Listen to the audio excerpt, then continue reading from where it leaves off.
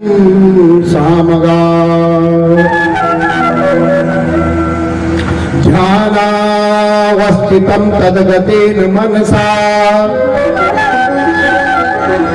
पश्यन्ति यं योगिनो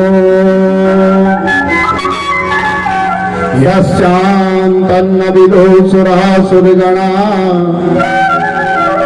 देवायत श्री नमः। शुक्लां ब्रह्म विचार सार परमा माध्यम जगत् व्यापनीं वीणा पुस्तक धारिणीं अभयदां जटान्धकारापहम् हस्ते स्फटिकमालिकां विदधति पद्मासने संस्थिता वन्दे तां परमेश्वरी भगवती बुद्धिप्रदा शारदा। कांति सितामृषतनन्दित यत्रैकतो विलसितामसितांग शोभा वृन्दावने विकृत्या मुनगांग संघम् राधा मुकुन्द युगलं तदहं नमामि। योऽन्ता प्रविश्य मम वाचमिमां प्रसूताम् सञ्जीवयत्य किल शक्तिधर स्वधाम्नाम्। अन्यश्च हस्तचरणाश्रवणात्मगादि प्राणा नमो भगवते पुरुषाय तुभ्यम्। कृष्णा त्वदीय पद पंकज पंजरान्ते अथैव मे दिशतु मानस राजहंसा। प्राणाप्रियान् समये कफवात पित्ते कंठावरोधन विदो स्मरणं कुतस्ते। अस्ति स्वस्तरुणीकरग्रदिगलात् कल्पप्रसोप्नाप्लुता वस्तु परस्तु तेनुनादिलहरी निर्वाण व्याकुलम्। सहस्र निबद्ध विविलिशत् गोपी सहस्रावृता हस्तन्यस्तनतापवर्गमखिलम् धारां किशोराकृति। कुलदेवी महाभागे पुराधिकृतकेतनी प्रसन्नो भव मम हेति कुलदेवी नमोस्तुते।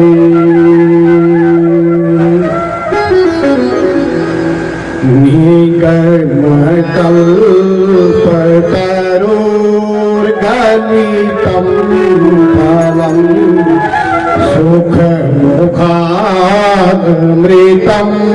प्रभुसंयुतं पिबतु भागवतं रसमालयम्। मुहुरहो रसिका भुवि भावका।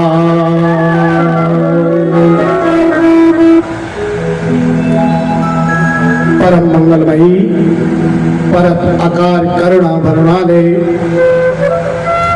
भक्त वांछित कल्प तरुविदंदित पीतांबरधारी भगवान नारायण की चरण कमलों की वंदना करते हुए आदि सत्यभानी मां राधा जी के चरणों की वंदना करते हुए आज हम पंचम दिवस की इस कथा ज्ञान गंगा में डुबकी लगा रहे हैं। सर्वप्रथम उपस्थित समस्त विद्युत वर्ग, भक्तिमती माताएं, भागवत प्रेमी श्रोतागण सभी का अभिवादन करते हुए आज हम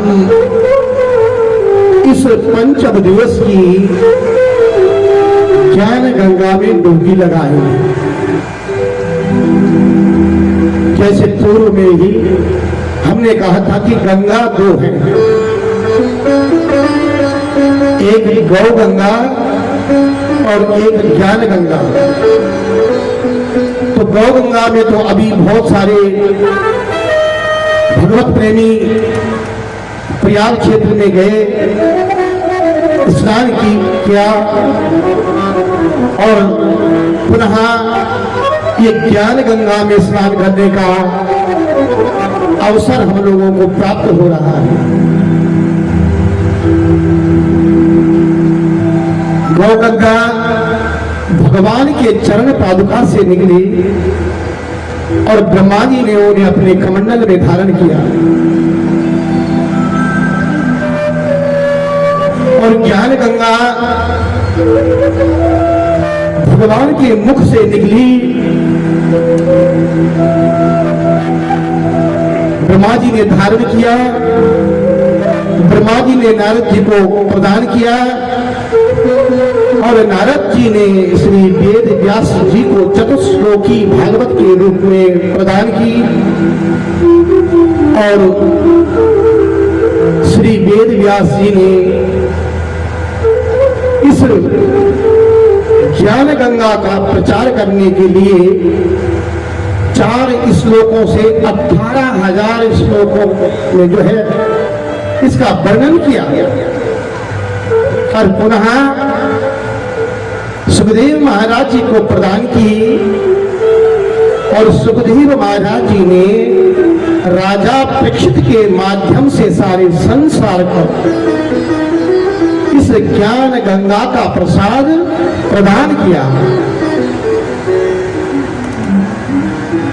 तो हम बड़भागी हैं कि परमात्मा की ये दिव्य लीला, ये दिव्य कथा हमें सुनने को प्राप्त हो रही है। जब जन्म जन्मांतर के कल्प कल्पांतर के भाग्य उदय होते हैं तब सत्संग प्राप्त होता है। यह क्षेत्र 7 दिन के लिए स्वयं तीर्थ बना हुआ है। जैसे अभी प्रयाग क्षेत्र में 45 दिन तक लोग स्नान करने के लिए गए, तो वैसे ही 7 दिन जहां जहां श्रीमद् भागवत की कथाएं होती हैं, परमात्मा की कथाएं होती हैं, तो स्थान स्वयं अपने में तीर्थ बन जाता है। तो हम 7 दिन तक इस तीर्थ में स्नान कर रहे हैं। ये हमारे जीवन का पूर्व जन्म के पुण्य है जो परमात्मा की दिव्य कथाएं हमारे कर्णों के रसायन के लिए मिल रही है। और जब कथा कर्ण रसायन के लिए मिल रही है तो पुनः वही दोहराना चाहूंगा कि प्रवष्टीन कर्णरंधीन स्वानुभावा स्वरूपा धुनोतु सा ममलम यस्या सरदः सलीलया। जब हम भगवान की परममयी, मंगलमयी और आनंदमयी कथाओं का श्रवण करने बैठते हैं तो प्रविष्टीन कर्णबंधेन भगवान हमारे कर्णों के रास्ते प्रविष्ट होके हृदय में विराजमान हो जाते हैं और स्वानुभाव धुनो तो स्वा ऐसे हमारे हृदय के मल को धो देते हैं। धुनो तो सामलम से सरदा सलीलया, जैसे शरद ऋतु में बरसात के पानी से सारी नदियां साफ हो जाती हैं, उसी प्रकार भगवान हमारे हृदय का जो भी मैल है, मन का जो भी मैल है, उसको साफ कर देते हैं। कथा सुनने से पहले हमें अपने मनों के विकार को दूर करना है, तब कथा में आना, कथा सुनना सार्थक है। अगर हमारे मन में वही विकार है तेरा मेरा, तो समझो कि वो कथा हमारी सार्थक नहीं है।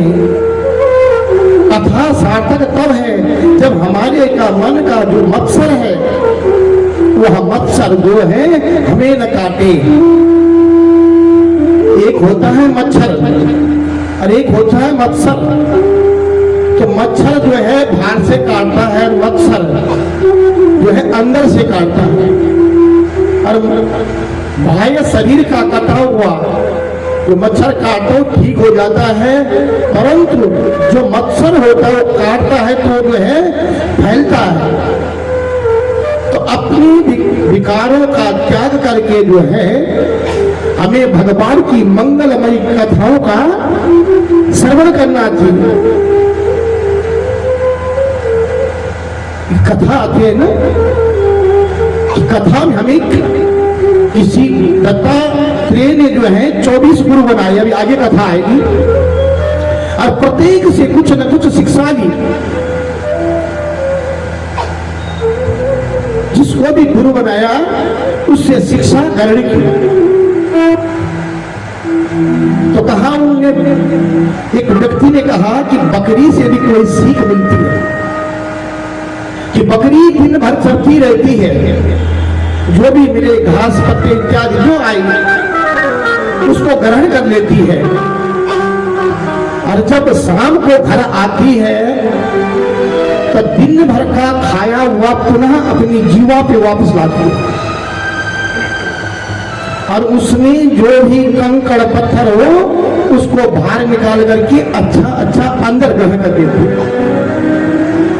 धारम दिए खड़ी जुबान लगो,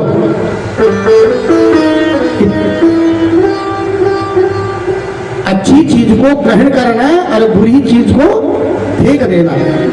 तो कथा में भी यही है, जो भी आपको अच्छा लगे उसको ग्रहण करना है, और कहीं पे जब समझ ना आए तो छोड़ देना चाहिए या पूछ लेना चाहिए। उसके बारे में जिज्ञासा रखनी चाहिए। जान बिन होए न प्रतीता, जब तक हम किसी चीज के बारे में नहीं जानेंगे तब तक हमें प्रतीत नहीं होगा। तो कहीं पे अगर कोई बात समझ में ना आए तो उसे छोड़ देना चाहिए, क्योंकि अधूरा ज्ञान जो है भटकाता है। आदमी नींद में भटकता कब है? जब आधी नींद हो। एक होती है तंद्रा और एक होती है निंद्रा। जो आधी नींद होती है तो उसमें जो है सपने आते हैं, और जब मनुष्य घोर निंद्रा में आ जाता है तो कोई सपना नहीं होता है। उसी प्रकार मनुष्य भटकता कहां पे है? जब वो आधे रास्ते में है। तो हमें भटकना नहीं है, परमात्मा के प्रति हमारा प्रेम होना चाहिए। तो सबसे पहले अलोक की सबस कीर्तना, कलयुग में सबसे बड़ा महत्व किसका है? भगवान के संकीर्तन का। भक्ति देवी कह रही है कि परीक्षित महाराज ने इस कलयुग को इस पृथ्वी पे रहने ही क्यों दिया? तो नारद जी कह रहे हैं कि जो और युगों में भक्ति योग समाधि से नहीं मिलता जो फल, वो फल इस सकल युग में भगवान के संकीर्तन से मिल जाता है। बोलिए भागवत महापुराण की जय। अधरम मधुरम वदन मधुरम नयन मधुरम हसितम मधुरम हृदय मधुरम कमल मधुरम मधुराधिपते रखिल मधुरम मधुराधिपते रखिल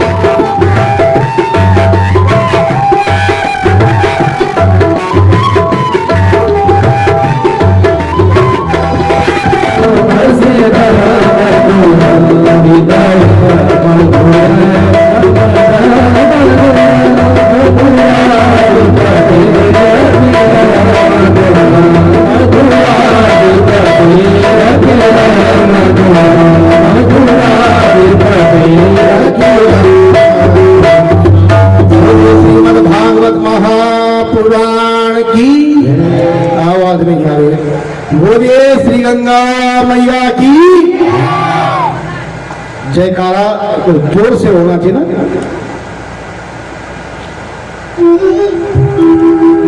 मां भगवती जिस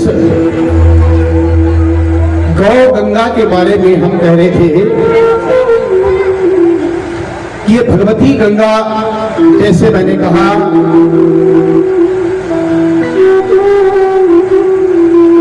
कि भगवान की चरणों से प्रकट हुई और इस पृथ्वी पर आई। भगवान श्री भोलेनाथ और मां पार्वती के विवाह की चर्चा चल रही थी।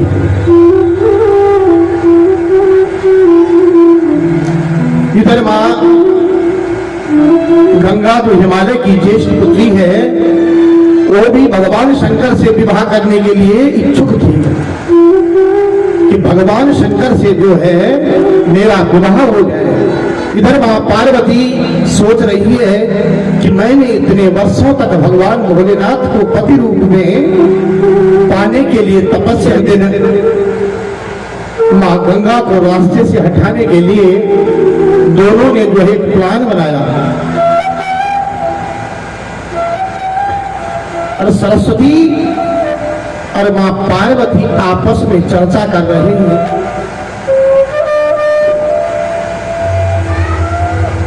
कि अगर कोई कुंवारी कन्या किसी ऋषि पे ठंडा ठंडा जल डाल दे तो उसकी मनोकामना पूर्ण हो जाती है। ये दृष्टांत यहां आता है कि कभी किसी की बातें जो है कान लगाकर नहीं सुनना चाहिए। विशेष करके माताएं सुनती रहती है एक दूसरे की बातें, क्या हो रहा घर में, कभी वो उल्टा भी पड़ जाता है। तो यहां पर भी जो है मां सरस्वती और मां पार्वती आपस में जो है चर्चा कर रहे थे, नाटक कर रहे थे। चर्चा माने नाटक, कि कोई कन्या किसी ऋषि पे ठंडा जल डाल दे तो उसकी मनोकामना पूर्ण हो जाती। तो मां गंगा सोच रही है अच्छा मौका मिल गया। और उनकी मनोकामना क्या थी कि भगवान शंकर से विवाह। अब जो है वहां से ये बातें सुनकर के मां गंगा चली गई। देखा एक दिन दुर्वासा ऋषि जी जो है उधर से गुजरे। मां गंगा देखा अच्छा मौका आ गया, तुरंत एक बाल्टी ठंडा ठंडा पानी और दुर्वासा ऋषि के ऊपर डाल दिया। अब दुर्वासा ऋषि तो दुर्वासा है,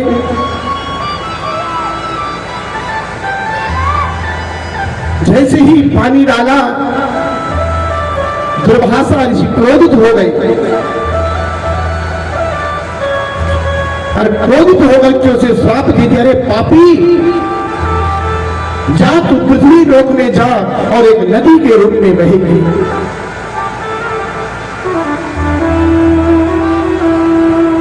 इधर जैसे ही मां गंगा ने सुना तुरंत भाग भाग करके मां पार्वती के पास गई और जैसे ही पार्वती को श्राप देना दिया कि जा पार्वती तेरी कोख से कोई संतान न हो।